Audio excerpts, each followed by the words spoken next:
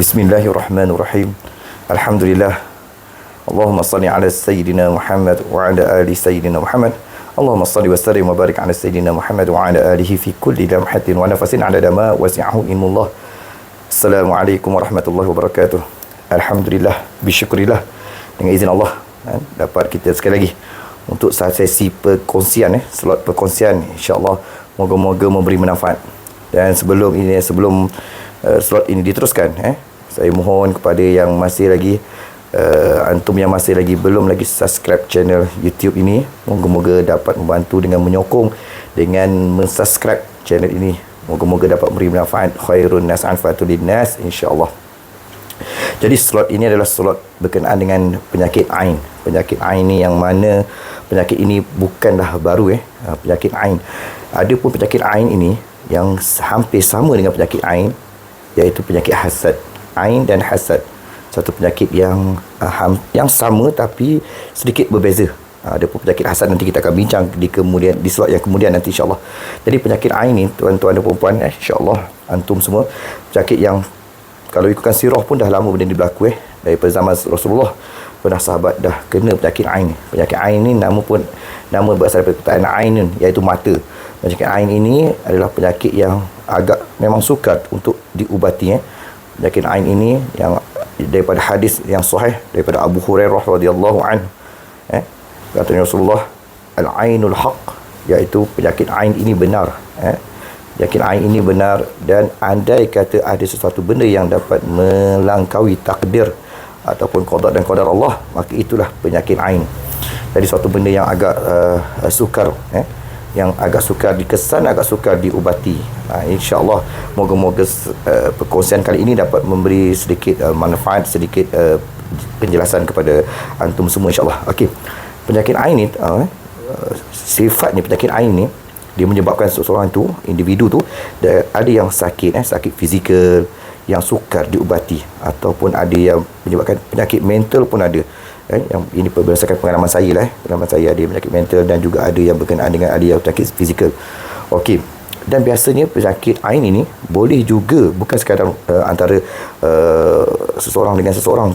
Ada juga yang terkena oleh ibu kepada anak-anak, kepada ibu ayah kepada anak-anak kepada ayah.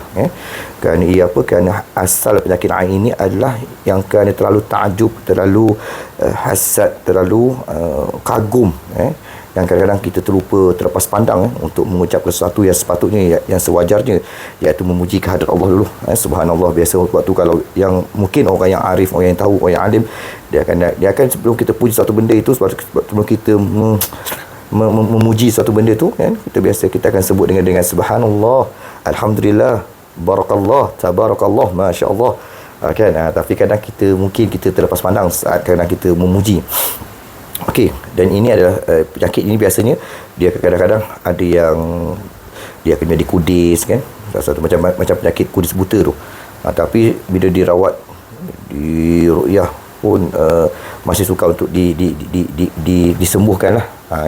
Jadi di sini slot ni saya berkongsi tentang penyakit ain yang memang kerap sangat terkena dan sukar kita kesan.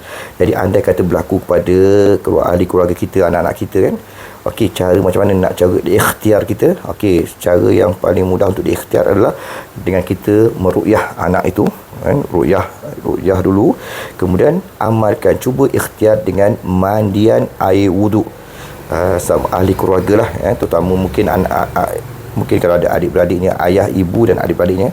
Dan di sini saya kongsi jugalah kaedah yang boleh diamalkan untuk mandian air wuduk. Air wuduk ni bukan kata okey, so contoh sebagai seorang ibu untuk kita gunakan air wuduk ibu untuk mandian kepada anaknya, yang mungkin kita terlepas pandang terlalu memuji anak kita, mungkin kita terlepas pandang. Jadi ibu tu pastikanlah mandi cuci dulu, cucikan badan dulu dengan kebersihan yang ni lah, dengan betul-betul cuci lah, dah cuci semua, lepas tu ambillah wuduk, dan tadah baldi ke ataupun besin ke apa, ambil wuduk macam biasa, ambil wuduk macam biasa, semua ambil wuduk macam biasa, tangan semua. Okey, bahagian komor ni, bila kita dah komor, janganlah kita komor yang air ludahan dalam lidah tu ke tepi lah, keluar. Tapi yang baki air yang kita ambil tu biarkan jatuhkan ke dalam baldi. Nanti bila kita basuh basuh muka, basuh kepala, basuh siku, tangan semua dan kaki, air yang kita tadah tu nanti kita akan buat mandian. Jadi ulanglah rawatan kaedah macam ni. Kalau kita memang suka untuk kita kesan, tapi kadang-kadang ada yang kita sedar, kan ada yang kita sedar ini mungkin sebab kalau kita memuji kan. Jadi tapi kalau kita tak tahu, mungkin kita buat dulu dalam keadaan yang terdekat ahli keluarga.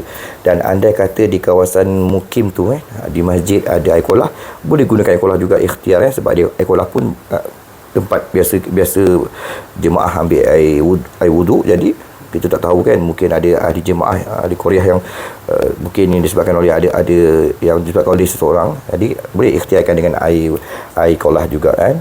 Jadi ini ikhtiar ni, dan saya bercerita ni berdasarkan pengalaman saya dan berdasarkan pengetahuan dan berdasarkan sirah Nabi, berdasarkan oleh apa yang telah disampaikan oleh orang yang terdahulu, perawat-perawat terdahulu kan. Walau macam mana pun, apa yang saya sampaikan ini juga berdasarkan pengalaman saya sendiri, kan.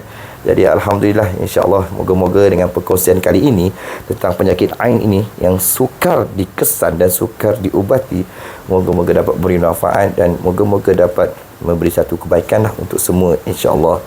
Jadi sekali lagi, yang masih lagi belum subscribe channel saya, moga dapat menyokong dengan subscribe channel, dan yang masih lagi belum dapatkan sebagai ikhtiar kasturi kijang baik ikhtiar rawatan Islam biiznillah, boleh dapatkan insya-Allah. Terus DM kepada saya, insya-Allah moga dapat beri kebaikan pada semua, insya-Allah. Assalamualaikum warahmatullahi wabarakatuh.